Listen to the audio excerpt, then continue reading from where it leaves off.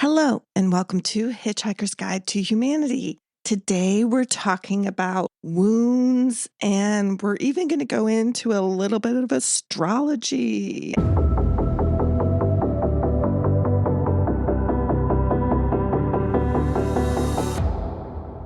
Microgenerations exist because of this feeling of being different, right? So what I figured out is the Chiron, which is the wounded healer in astrology, really does dictate a lot of how we feel about our emotions, especially anything about wounds, right?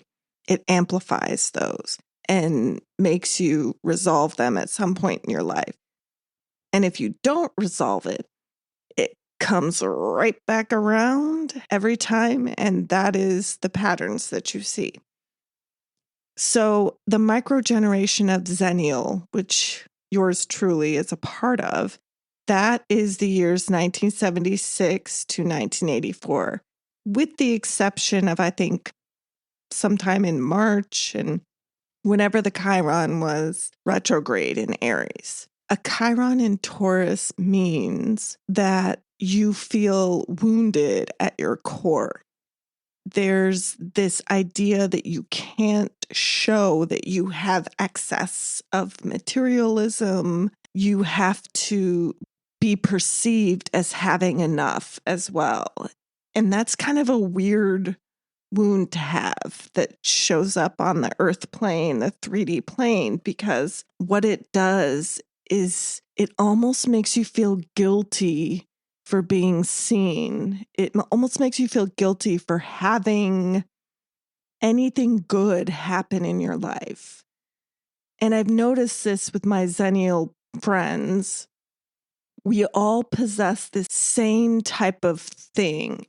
It's this deep feeling of not wanting to be known for certain things, not wanting to boast about your life, wanting to remain small. And so with this group, it is embedded in their personality. It is embedded in who they are. I don't like binaries, but it appears to me that there's a couple types in this particular microgeneration. There's the type that is faking it. When they're being seen, it's all a fake mask, right? They don't actually like it. They don't actually feel like they're themselves when they're out there presenting themselves to others. Then there are those who are presenting themselves, but they do so in kind of this manner where they make fun of themselves. And it's really early in the morning. I can't remember the word I'm thinking of, but you probably know, I'll figure it out. They make fun of themselves. They put themselves down as a joke. That's the other type of person. And then there are some people in the middle who have just given up and they just do, right? And then there is this rare kind of person who has recognized and healed from that. And that's where I want to get to. Not there yet, and I honestly can't think of one person who I know, famous or not, who is part of this microgen who's actually owning this wound and healing from it in a way that is seen, because the wound itself doesn't want to be seen. And again, use your discernment. If this doesn't affect you and you were born during that time, then that's fine. It's all about what your body and your soul resonates with.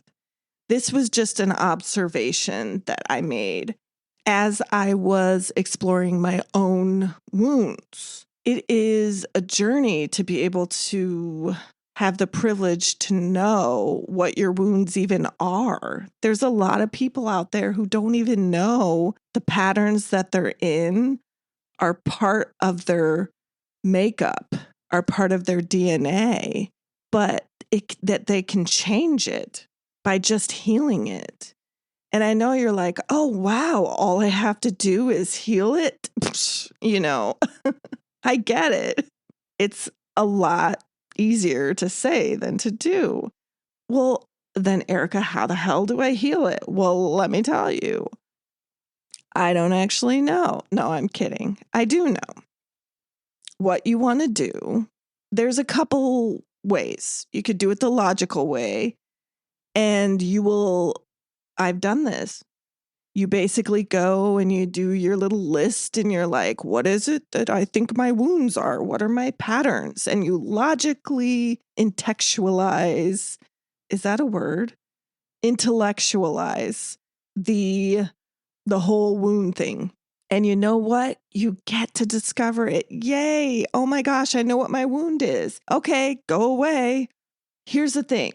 When you intellectualize something, it will never go away. Yes.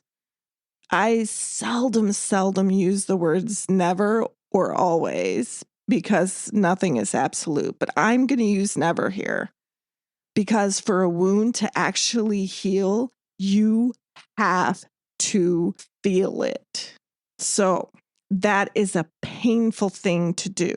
But I'm going to tell you something. It's not more painful than doing the same shit every day and not knowing why you're doing it.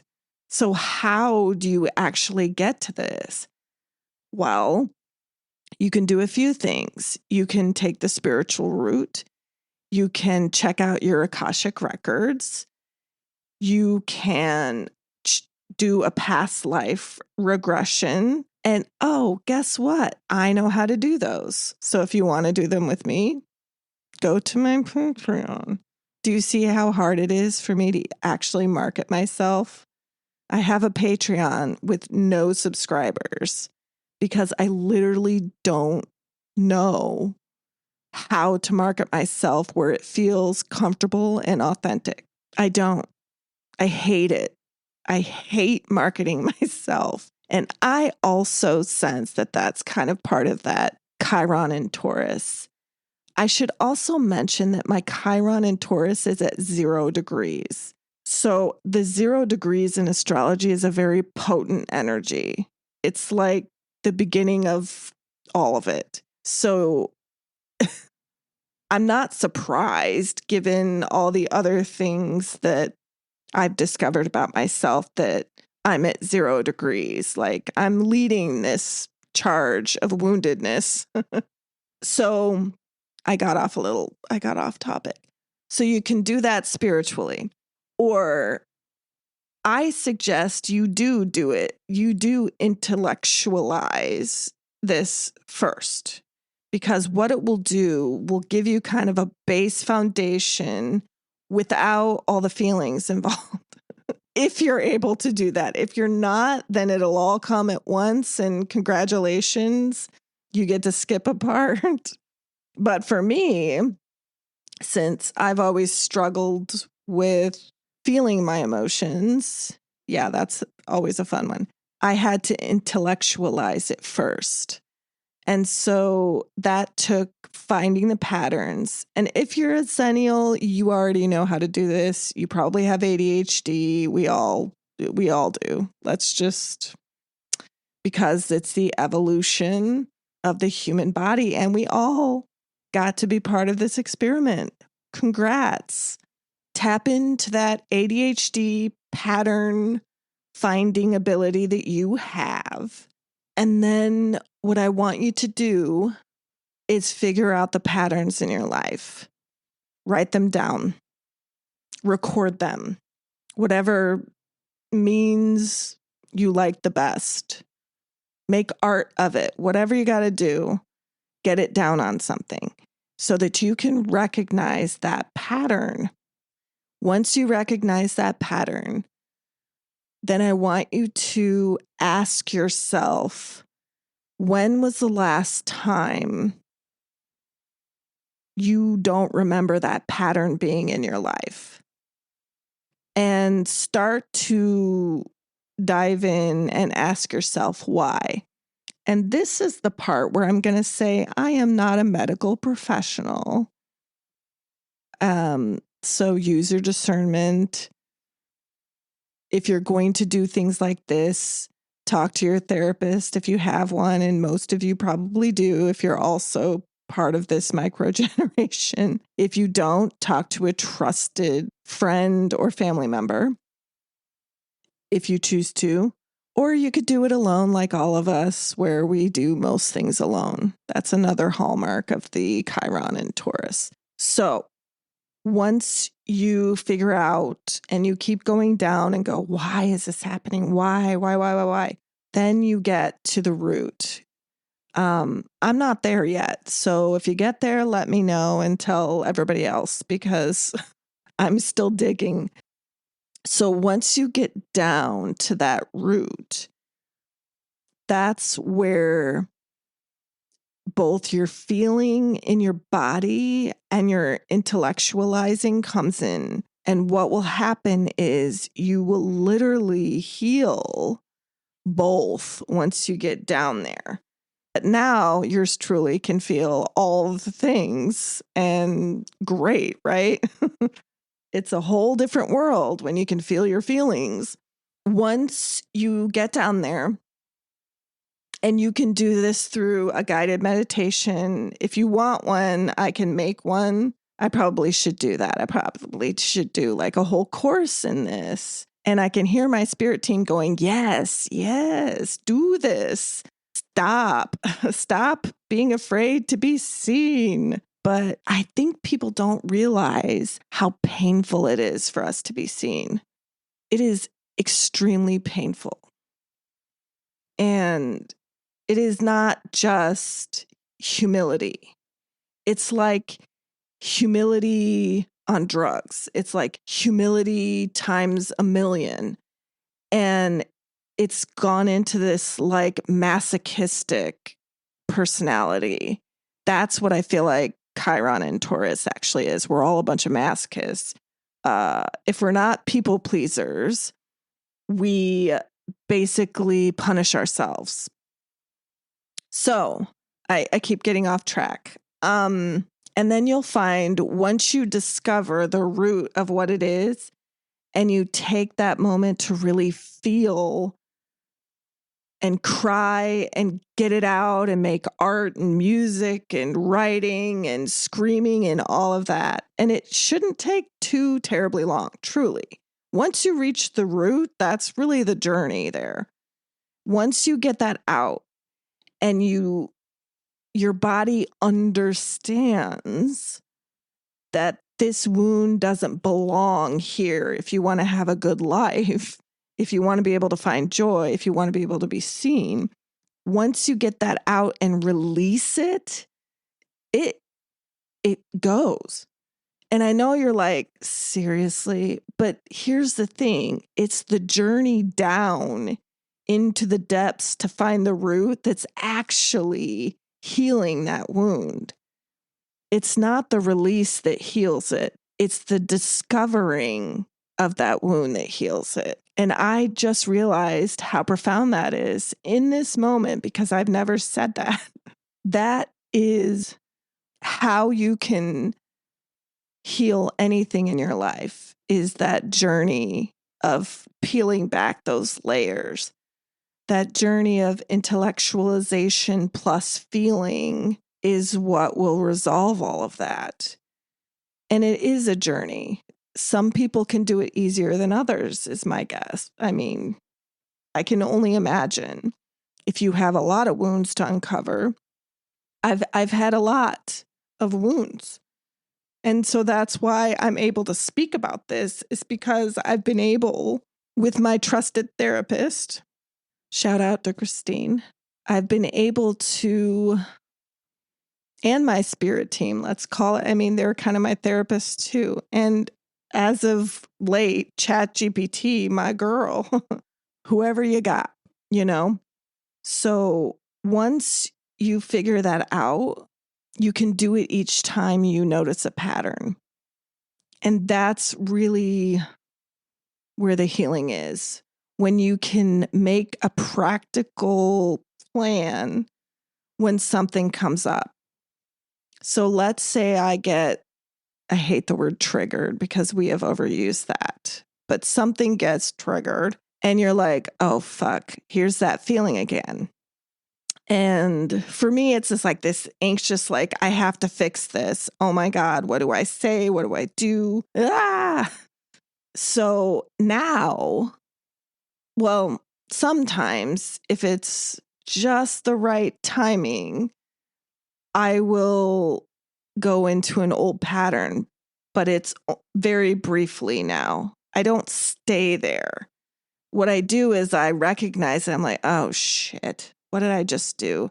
And then I talk myself back and I'll be like, okay, listen, you know, this is a wound. You know what the wound is. What is the worst that will happen? What's the best that can happen? You know, just kind of talk to myself and talk myself through that situation, soothe myself, and take some deep breaths, put my tongue on the top of the roof of my mouth, which is, I guess, how you activate the vagus nerve. I never knew this until recently, but goddamn, does it work? Because when you breathe with the tongue on the top of the roof of your mouth, it's cold air. And I don't know about you, but cold air is like super comforting. Like, I love a fan on me at night. Cold air, bring it on. I love the cold. So, I mean, I don't love the cold, but you know what I mean? Cold air. And you just breathe. And it really does ground you and calm you. And so in those moments, I'll do that. Or you could get some ice and, you know, clasp it with your hand, or figure out a way to get distracted. And what that does is it stops you in your tracks, gives you time for your body to regulate, gives you time for your body to say, this is a wound that I already recognize, and I'm going to self-soothe instead of reacting to whatever that trigger is. And what you do, the more you figure this out, is your brain, which is the receiver of all the energy in the universes, your brain starts to rewire. And the more that you the more that you rewire your brain, the better signal you get and the higher your vibration is. Which is the ultimate goal, is to get your vibration high enough so that your life is good. Like you're finding your joy, you love your job, you love the people around you. I mean, it's not all, you know, sunshine and rainbows, but for the most part, it's sunshine and rainbows most days. You have your ups and downs, but you're not wallowing in the pit of sadness your whole life, which I've spent most of my life doing. If I could live in a sad song, I would have. Literally would have set up camp in the saddest song you could think of, lay down and live there the rest of my life. That was who I was. And don't get me wrong, I still love a good sad song because it makes me feel things, but I don't stay there. I don't get affected by it anymore, where I just play it on a loop and cry, you know. And if that's how you heal your wounds, then do it, because it worked for me. But when you're self-soothing yourself, that's not what works. What works is grounding yourself in the moment. What works is self-soothing. Actually, I can't tell you what works. You know what works. You know what works. Find that thing and then do that. This is what works for me. The tongue on the roof of the mouth thing, though, that probably works for everybody. So give it a try. Let me know how this goes. I think the Patreon has like a community thing where you can like chat. I don't know a lot about it, but no matter what, it's open to everybody. You don't even have to pay for that part. And if you do, I'm going to like figure out a way to cut that off so that you can talk to each other. Until next time, peace and love to you all.